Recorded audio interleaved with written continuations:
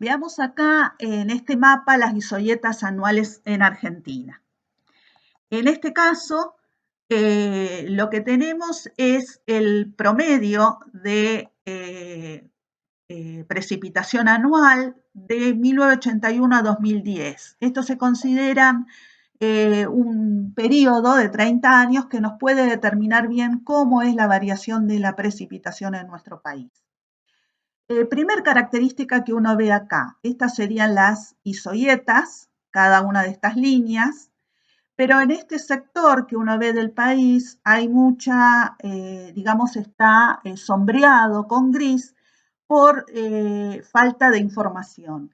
Las estaciones están muy distanciadas, de manera que uno no puede trazar isolíneas por una faltante de datos. Y lo único que tenemos son los puntitos. Fíjense qué poca densidad de puntos hay en este sector bien al oeste de nuestro país. ¿Qué es lo que vemos en este sector? Fíjense, los mayores valores de precipitación, uno los encuentra bien en el este o noreste del país, en la provincia de Misiones, ¿sí? Y luego, si uno mira, estas precipitaciones van disminuyendo de este a oeste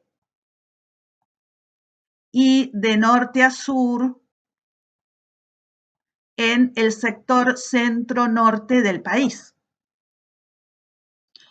Pero pasa lo contrario en la zona de la Patagonia. Vamos a encontrar mayores valores al oeste y uno va viendo que va disminuyendo la precipitación hacia el este.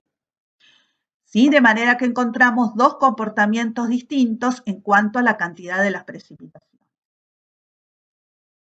Ahora vamos a ver esto con qué está relacionado, ¿sí? Por supuesto, los frentes fríos son más comunes que los frentes cálidos, ¿sí? Tenemos 80 frentes fríos por año, con lo cual podemos pensar que vamos a tener precipitaciones frontales durante todo el año. Ahora, durante el invierno, en lo que no se dan las precipitaciones convectivas, obviamente vamos a tener principalmente precipitaciones frontales. Veamos otro origen que dijimos que eran las precipitaciones orográficas. Yo acá les presento un mapa de isoyetas del año 61 a 1990, también del Servicio Meteorológico Nacional. Fíjense que acá, en este caso, no está tapado el sector donde hay menos densidad de estaciones. Si bien si uno ya ahora busca este mapa, también lo van a encontrar con toda esa región ya sin información por la poca densidad de estaciones. Pero esto fue publicado en su momento y yo se los muestro principalmente para que veamos cuáles son las zonas de lluvias orográficas en nuestro país. Si uno se fija, acá teníamos el máximo de precipitación y si vamos hacia el oeste, fíjense que las precipitaciones van disminuyendo porque se va descargando la humedad, pero acá encontramos otra vez un aumento de la precipitación. En este sector se da una zona de lluvias orográficas y ahora vamos a ver cuál es. Y por otro lado, obviamente, en este sector, ¿sí? Que es en la Patagonia, bien en la zona de la cordillera de los Andes, también tenemos las zonas de lluvias orográficas. Estos son los dos sectores de lluvias orográficas. Fíjense que en el sector más al norte, ¿sí? De la Patagonia, donde tenemos la cordillera de los Andes, no hay lluvias orográficas. No hay lluvias orográficas, ¿sí? Y ahora vamos a ver por qué. Primero empecemos por este sector. Este sector que lo que vamos a tener es el aire húmedo, viene desde el este del país y se encuentra, primero pasa a la llanura chaqueña, luego llega a lo que es Tucumán, vamos a encontrar que puede llegar a lo que es la Sierra Subandina. En este sector la masa de aire se eleva y puede, por lo tanto, provocar precipitaciones, que es lo que vamos a ver acá. Y pasa del otro lado ¿sí? Aire seco. Entonces, lo que vamos a ver, fíjense cómo la precipitación disminuye, acá se da un aumento y luego disminuye bruscamente. En este sector, que es en el noroeste argentino, tenemos muy pocas precipitaciones, cantidad, muy bajas precipitaciones. ¿Qué pasa en este otro sector? Fíjense, en este sector de lluvias provienen desde el Pacífico, dijimos, la masa de aire. Y se encuentran primero pasan por Chile y se encuentran con la cordillera de los Andes. Este aire húmedo asciende, pero la cordillera en este sector es baja comparada con la cordillera principal. No llega a 1500, 2000 metros, con lo cual la masa de aire húmedo asciende, forma nubosidad, precipitación, pero no descarga toda su humedad del lado chileno, sino que puede pasar humedad todavía del lado argentino. Por eso vamos a tener precipitaciones importantes, ¿sí? En este sector de la Patagonia, en este sector norte principalmente van a ser en invierno en forma de nieve, y en el sector sur pueden ser donde encontramos los bosques, ¿sí? Ahí pueden ser también en la época de verano. ¿Qué pasa? En el resto, en esta zona, sí que es importante porque puede llegar aire desde el Pacífico, ¿sí? Pero ¿qué pasa? Son tan altas las montañas que ahí sí toda la nubosidad, toda la precipitación queda del lado chileno y no pasa nada hacia el lado argentino. Y por último, ¿qué es lo que pasa en este sector? Si bien lo vamos a analizar cuando veamos el clima de la Argentina y la circulación, en este sector del noroeste argentino no hay entrada de aire desde el Océano Pacífico. Por eso en el lado chileno tampoco hay precipitación y tenemos la zona del desierto de Atacama.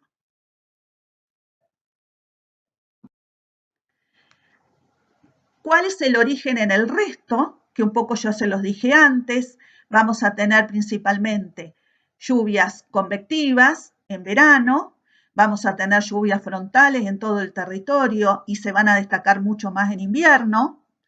Y por supuesto la zona de lluvias orográficas, como ya lo vimos en la diapositiva anterior. Nuestro país en cuanto al régimen de precipitación. En este mapa lo que yo les muestro es el porcentaje de precipitación del semestre cálido. O sea, lo que se hizo fue tomar la lluvia acumulada en el semestre cálido, octubre-marzo, dividirla por la precipitación anual, total anual, siempre hablando de promedio de todo, ¿no? Y multiplicarlo por 100.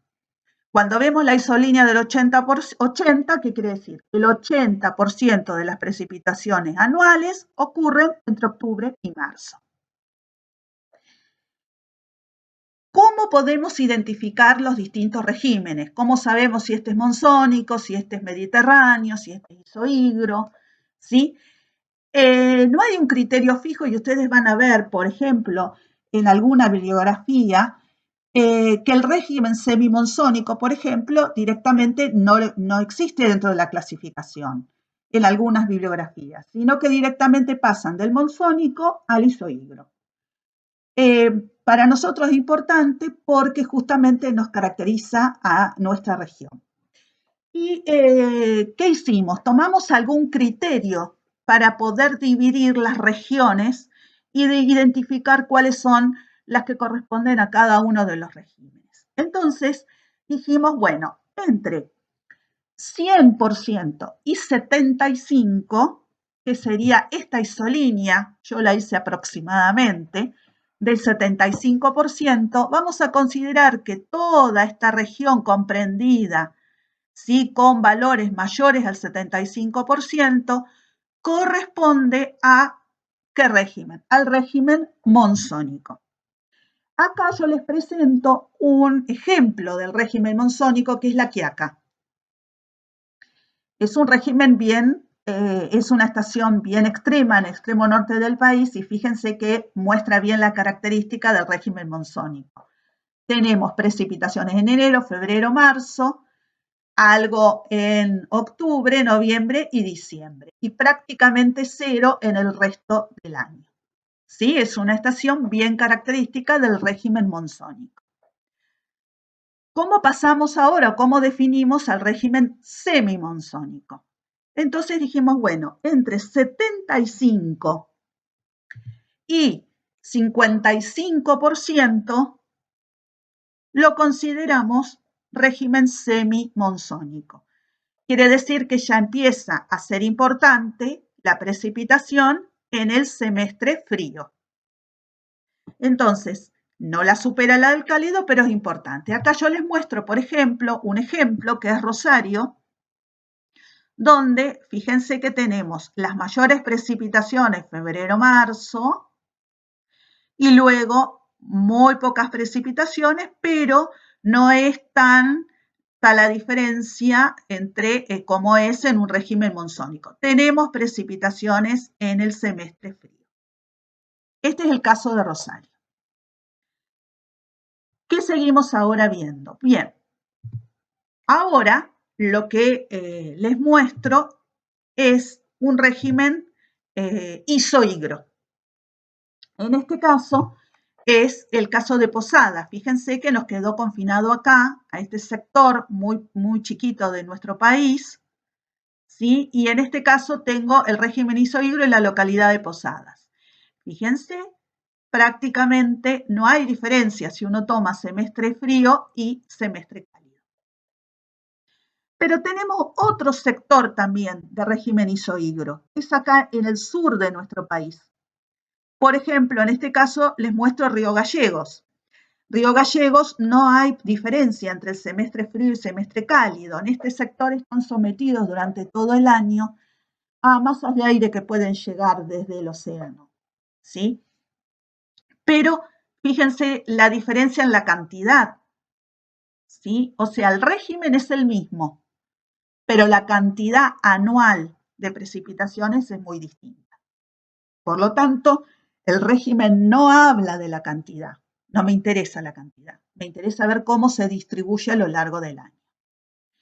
Y el último régimen, que sería entre menos del 45%, ¿sí? O sea, ya empieza a ser más importante el semestre frío, las precipitaciones, que el semestre cálido, y acá les represento el régimen en la localidad de Bariloche. Fíjense, obviamente, el aumento de precipitación en el semestre más frío, o sea, entre abril y septiembre. ¿Qué tipo de precipitaciones tenemos acá? Precipitaciones sólidas. En este caso tenemos nieve principalmente. ¿Sí? Bueno, estos son una representación de los regímenes en nuestro país.